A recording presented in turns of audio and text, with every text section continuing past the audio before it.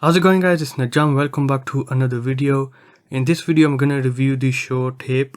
So these are really cheap in-ear monitors that have an electrostatic driver inside them. Now let me just quickly get the other stuff out of the way. We'll focus on the sound quality in just a bit. So the cable, the connector that they come with is really nice. This is a really nice connector. It's made out of metal and it's got this little textured grip on it, so you can actually push it in and take it out. That's pretty nice. You've got this cable which is I believe single crystal copper, and that is really nice. It's a bit of a stiff cable, and some people may not like that. I actually prefer a softer cable, but this does guarantee a really higher quality cable.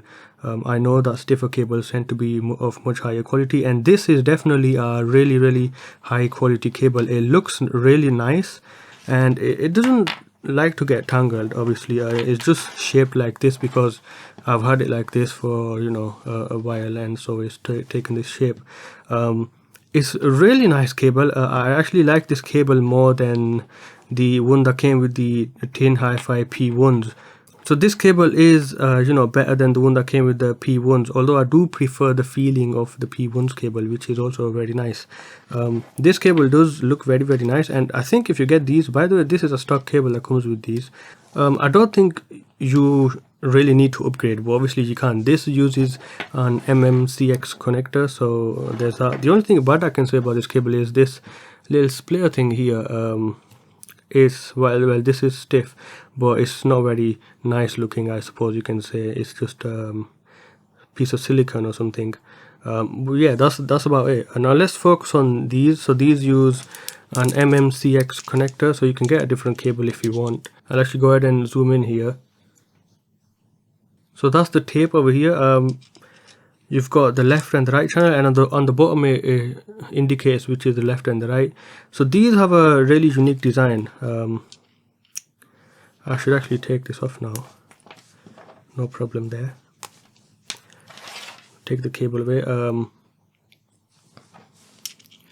So these are the tapes. So you've got the left and the right channel, and they are a bit more bulky than the P1s. I'll actually compare these to the P1s in an upcoming video, but in this video I'm just going to review them. So they've got this design. Now by the looks of it, on this side is pretty smooth, so it fits in your ear really well, and they've got a really nice seal on them. I mean, you put these in and you can't hear anything. These have a really nice seal, so that's really nice.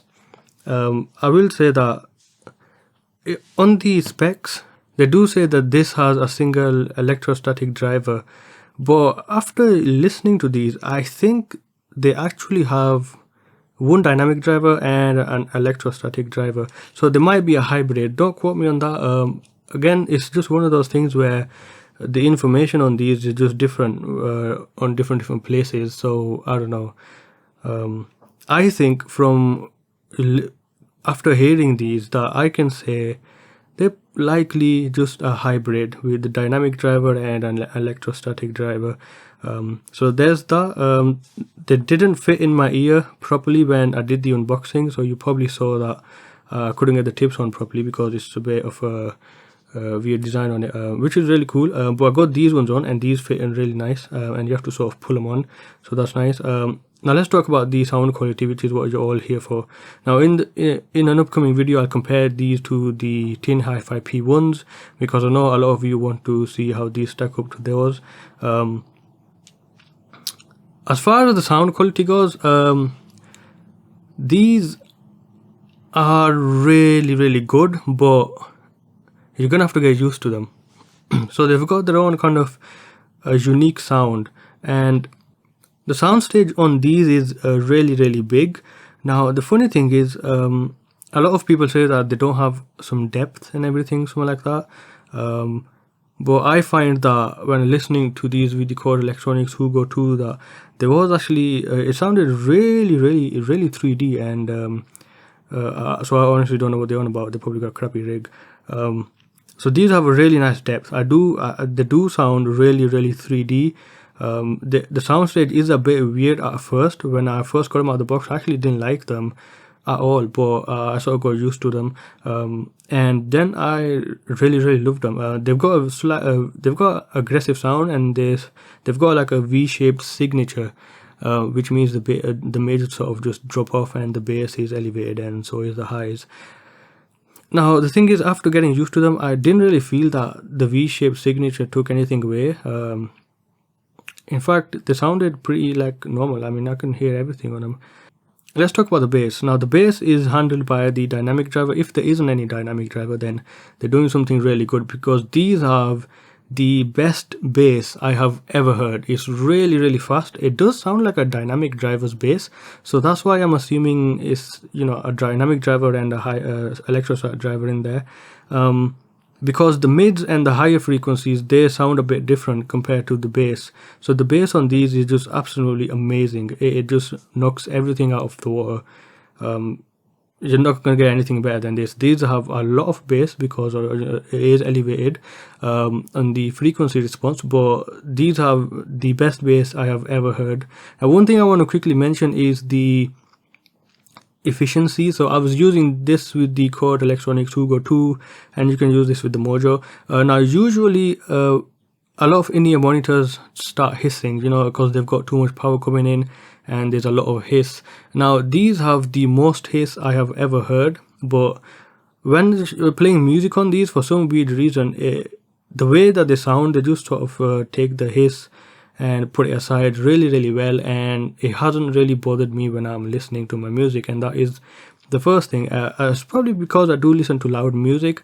I will say classical music or something that's really quiet, you're probably going to hear the hiss when you've got a lot of output, I mean, you know, a high powered output going to them. But if you've got someone with THX, the hiss is not a problem. So while these do have the most hiss I have ever heard, for some reason I think it's the electrostatic driver that they're using. In a weird way, when the music is playing, it just goes away, sort of. It doesn't go away, you can still hear it, but the way they sound, obviously you're going to listen to them a bit louder than usual, and they sort of just overtakes the hiss. So that's pretty nice. I actually did enjoy listening to these, and the hiss wasn't even a problem. It didn't really bother me. Now the bass is just really good. It's really fast, really sharp. They do have an aggressive sound, but I think I like it, and more people are gonna like these than the P1s, but let's not focus on that. We'll focus on that in the P1s review. Now the thing is, when it comes to the electrostatic driver, which handles the mids and the higher frequencies, I'll tell you what, it definitely does have the characteristics of an electrostat, but I don't think it's a proper electrostat, because for that you're going to need an energizer, and these don't have one. So I don't know, and they do feel like they're sort of missing just a little something when it comes to like a proper electrostatic driver. I think a proper one is going to sound much different, in that it's going to have a lot more depth, and I'll get onto that in just now. Sorry for the background noise. So the mids and the highs on these are really detailed, just like the bass. The soundstage is massive, and it takes advantage of that, because the mids and the highs, they both sound really airy, so they sort of breathe and everything. They have a lot of detail. I mean, everything, the clarity is just... Now I'm just going to move the microphone a bit closer, so you might be able to see in the video. Okay, so that should hopefully drown out the background noise a bit. I am zoomed in, so obviously you probably can't see it. It is casting a bit of a shadow here. Alright, so the mids and the high frequencies, they do have a lot of clarity, and I've got nothing bad to say about them when I was listening to them. But when listening to the Belon 03 and the P1s, they did sound a little bit thin. And I'm gonna talk about this when it comes to these versus the P1s, so I'm not gonna focus on that, because at this point these sound amazing. They sound really good. Now when it comes to the soundstage, I did put a movie on and I listened to it, and I'll be honest with you, it didn't sound good at all. It sounded way off. I mean, it picked up everything, all the little nuances in the movies, you know, when it's a surround sound stuff going on. But it didn't sound really good, because the mids sort of sound a bit thin and everything. Because of the V-shaped signature, They get most of the spaciousness, I think, from the elevated higher frequencies. The highs were not fatiguing at all. They're really smooth and they're really clear sounding. And I'm really impressed with these. I got them expecting to be not really all that impressed, because I already got the P1s, and the P1s are really nice. But these actually blew me away. These are really good. I got used to them after a while, and then I was just, you know, jamming to Bob Marley and all that with the bass that comes out of these. This is quite something. Now also, because of the V-shaped signature, I will say that these may not work with all of the genres out there. So if you listen to heavy metal or something that has a lot of bass, like reggae or hip hop or EDM or something like that, these will suit you really well. In fact, these are probably going to blow you away. These are like amazing when it comes to the bass.